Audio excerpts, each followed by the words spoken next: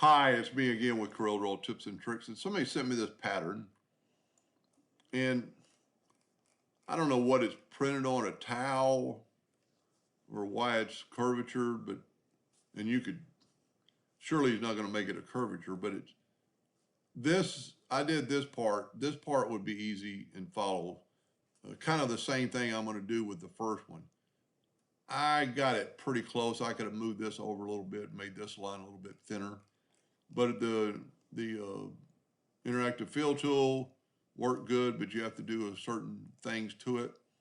So I just started off, and I'm going to make my nudge factor 1 inch, and I'm going to draw a ½ inch square, ½ inch by ½ inch. Wow, 0.5. And then I'm going to Control D and duplicate it several times. One more. And so now you've got your squares. And I don't really know how they did it, but this is how I would do it. I'm going to select it all. I'm going to go to Object. I'm going to convert it to a curve. I am going to go and get the Shape tool. Whoop. And I'm going to select all this right side and right click and break it apart. Then I'm going to take my virtual segment delete key and I'm going to delete these lines.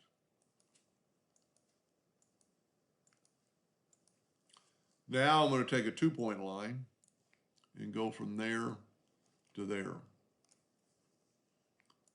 I am going to, there's several ways you could do this. I am going to take, I'm back up. I'm going to do it differently than I did on the first one. I'm actually going to take a rectangle and just make it ever so slightly.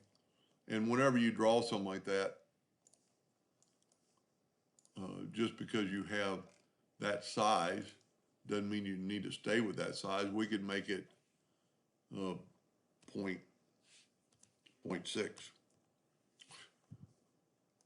Let's back up here. 0.06. Wow. Ratio unlocked. 0.06. There we go. Now we need to move that over to that other line, and that's really easy just by grabbing it, and it should snap to it right there. So that's going to be our line, and we can actually delete this line, and if you have no interest doing this ever, just stop watching. Well, I got off track. I'd already deleted that line. What I'm trying to do is make a box around my items. Now, if you remember,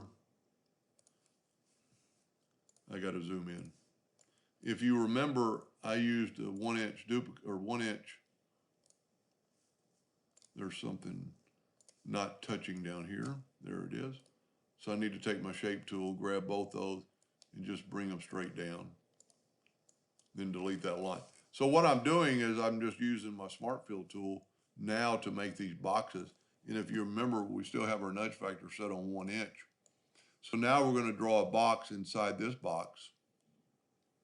And we want it, if you look at the original, it's thicker on the bottom and thin on top. So we need to just make that shape. Let's grab it. We actually have to convert it to a curve, or I could just make it narrower. Whoop. That looks pretty good. Then, remember I have my nudge factor set on 1 inch, so I'm just going to duplicate that all the way down. And then I'm going to take my Smart Fill tool, set on yellow, and I'm going to fill that in. Move the Smart Fill out of the way.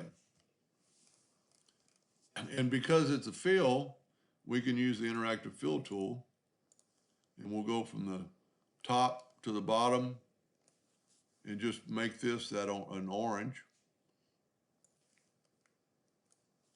And voila, you have that pattern, kind of. I'm not going to say it's dead on. I actually like my first one better, even though this is more realistic. Now, what they did on the other one is they're just, to me, there's boxes inside of boxes, just drawn down with a yellow.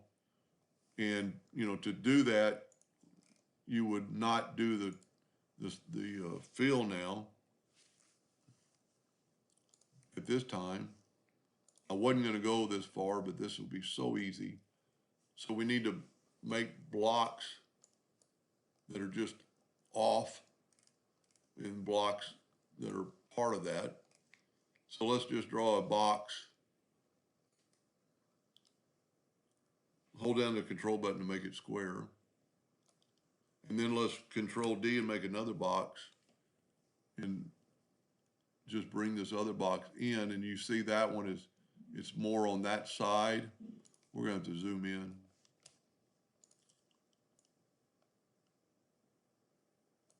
Now what you could do is take the Smart Fill tool, fill that in with yellow,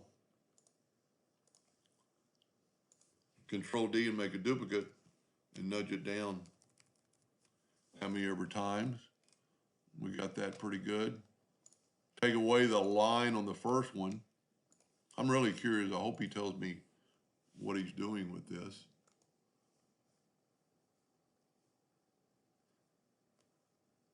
Let's just take away that box and nudge that other one back. That's why I love the nudge tool. Now, we should be able to either group this together. I think I still had interactive fill tool on that. And hopefully the interactive fill tool will work on both of them. I'm going to use them. I really need an orange. But it didn't work on the other ones. Whoop. Even though that's grouped together. Let's try this. Let me back up. And let's try to combine them. A lot of times combining will really mess it up. Nope. So combining should work. Interactive fill, even though I've already got a little coloration there.